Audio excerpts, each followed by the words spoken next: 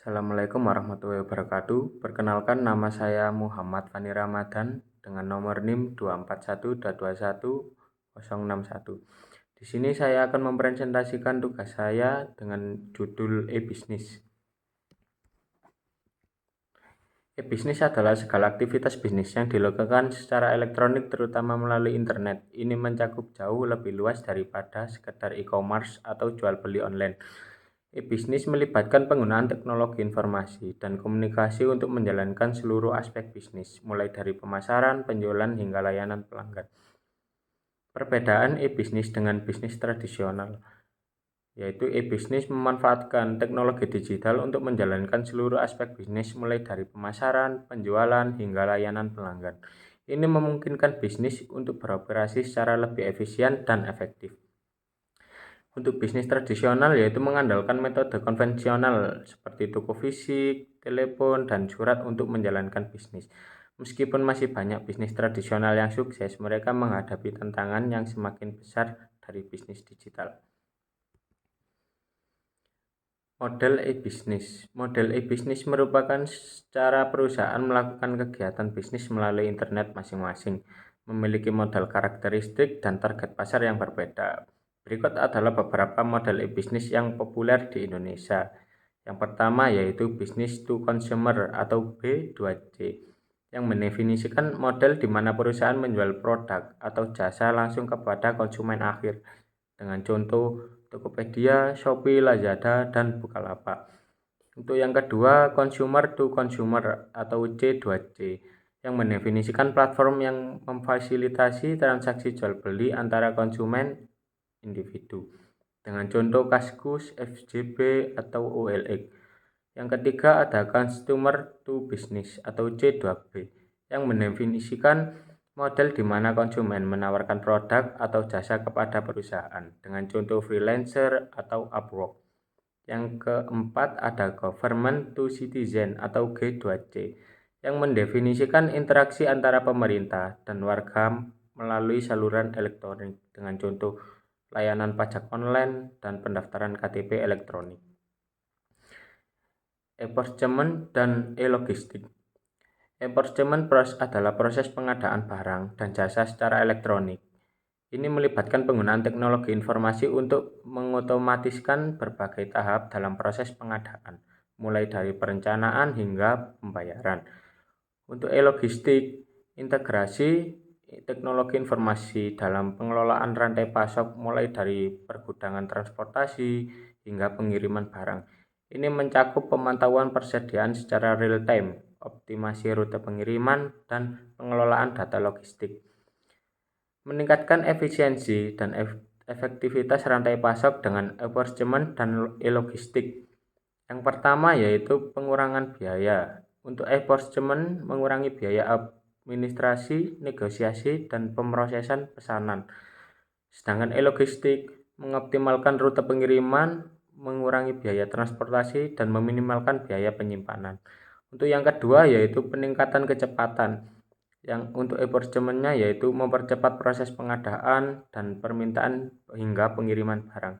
Sedangkan untuk e-logistik yaitu mempercepat waktu pengiriman dan meningkatkan ketepatan waktu pengiriman. Yang ketiga ada peningkatan transportasi. Untuk e-procurement-nya yaitu meningkatkan visibilitas dalam proses pengadaan, mengurangi risiko kecurangan dan konflik kepentingan. Sedangkan e-logistik memungkinkan pelacakan pengiriman secara real time dan meningkatkan visibilitas dalam rantai pasok. Yang keempat ada peningkatkan kualitas data. Untuk e-procurement yaitu menyimpan data pengadaan secara terpusat dan terstruktur, memudahkan analisis dan pengambilan keputusan. Sedangkan untuk e-logistiknya yaitu mengumpulkan data logistik yang akurat dan terpercaya dan mendukung analisis kinerja dan perbaikan proses. E-procurement dan e-logistik. Perusahaan di Indonesia telah mengadopsi e-procurement dan e-logistik untuk meningkatkan efisiensi rantai pasok mereka. Seperti contoh perusahaan e-commerce, yaitu perusahaan seperti Tokopedia, Shopee, dan Lazada menggunakan platform e-commerce yang terintegrasi dengan sistem logistik untuk pengelola jutaan pesanan setiap harinya. Mereka menggunakan algoritma untuk mengoptimalkan rute pengiriman dan memberikan estimasi waktu pengiriman yang akurat kepada pelanggan. Ancaman cyber bagi data perusahaan. Ancaman cyber menjadi isu serius bagi perusahaan, terutama dalam melindungi data pelanggan yang sangat berharga.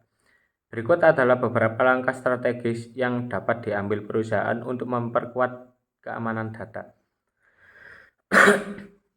Yang pertama yaitu implementasi kebijakan keamanan data yang komprehensif, yaitu menyangkut pendidikan karyawan, akses kontrol, kebijakan penggunaan perangkat, prosedur pelaporan insiden.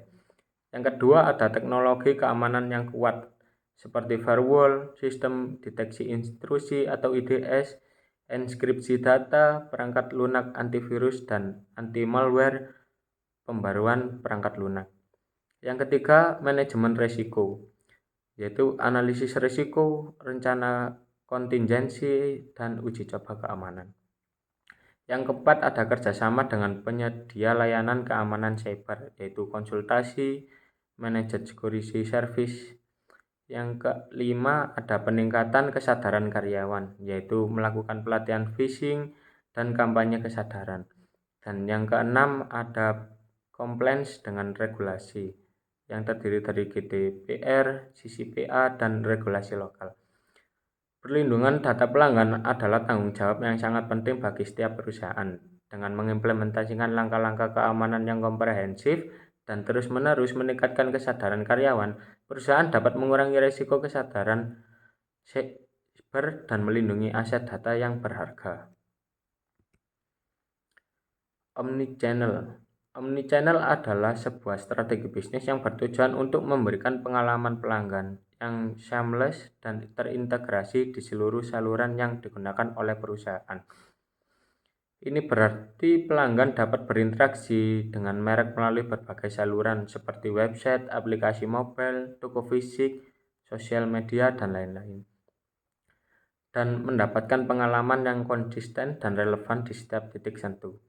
Mengapa omnichannel penting di era digital? Yang pertama yaitu perubahan perilaku konsumen. Konsumen saat ini sangat terhubung dan memiliki ekspektasi yang tinggi terhadap pengalaman belanja. Yang kedua, ada peningkatan persaingan. Persaingan bisnis semakin ketat. Omnichannel menjadi salah satu cara untuk membedakan diri dan menenangkan hati pelanggan. Yang ketiga, ada data yang lebih baik. Dengan mengintegrasikan berbagai saluran, perusahaan dapat mengumpulkan data pelanggan yang lebih komprehensif sehingga memungkinkan personalisasi yang lebih baik. Perusahaan di Indonesia telah mengadopsi strategi omnichannel untuk meningkatkan pengalaman pelanggan dan penjualan seperti Tokopedia, Shopee, dan Lazada adalah contoh perusahaan e-commerce yang sangat sukses menerapkan omnichannel.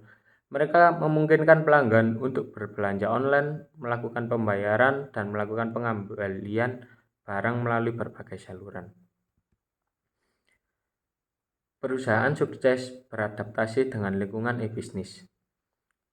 Perusahaan yang sukses dapat beradaptasi dengan adanya perubahan lingkungan e-bisnis seperti contoh Tokopedia.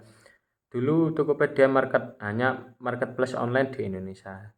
Tapi sekarang Tokopedia telah berkembang menjadi ekosistem digital yang lengkap, menawarkan berbagai layanan seperti pembayaran digital, pinjaman online, dan investasi. Mereka juga mengintegrasikan teknologi AI untuk personalisasi rekomendasi produk dan meningkatkan pengalaman pengguna. Digital Renaissance.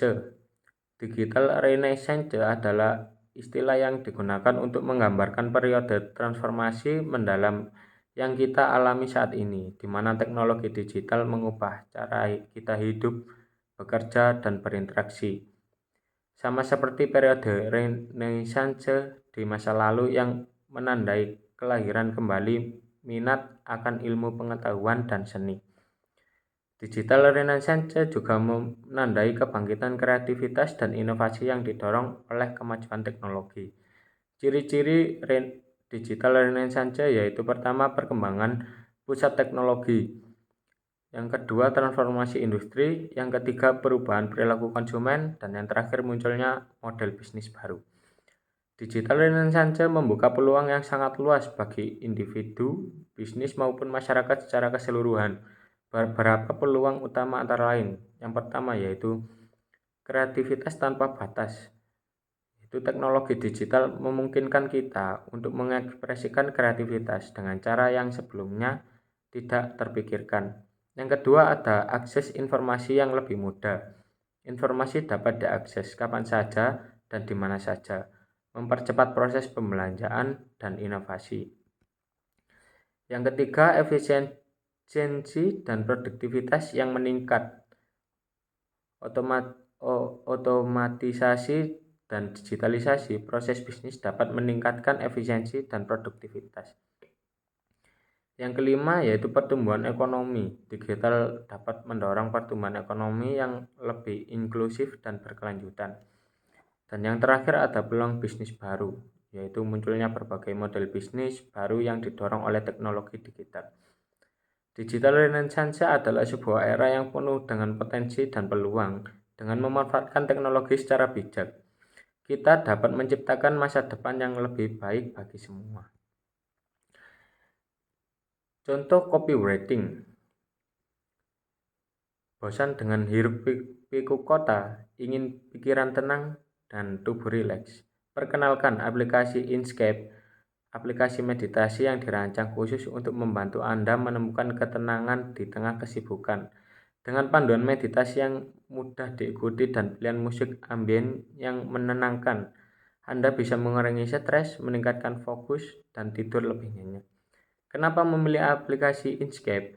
Yang pertama yaitu pilihan meditasi beragam, mulai dari meditasi singkat untuk menghilangkan stres sesaat, hingga meditasi panjang untuk meningkatkan kesadaran diri.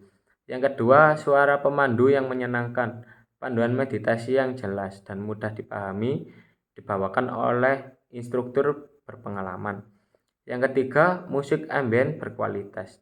Ciptakan suasana meditasi yang sempurna dengan pilihan musik yang menyenangkan. Dan yang terakhir, sesuaikan dengan kebutuhan Anda. Pilih durasi meditasi, jenis musik, dan suara pemandu sesuai preferensi Anda. Jangan biarkan stres menguasai hidup Anda. Unduh aplikasi Inkscape sekarang dan rasakan manfaatnya. Sekian presentasi dari saya. Mohon maaf atas kekurangan dan kesalahan saya. Saya ucapkan terima kasih.